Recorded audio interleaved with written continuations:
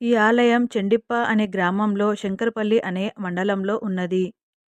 ఈ ఆలయం సిటీకి చాలా దూరంగా ఉంటుంది. ముందుగా మనము ఈ ఆలయానికి దగ్గరలోనే హనుమాన్ ఆలయాన్ని దర్శించుకోవచ్చు. ఈ ఆలయం మనకి మెయిన్ రోడ్ పైనే కనిపిస్తూ ఉంటుంది.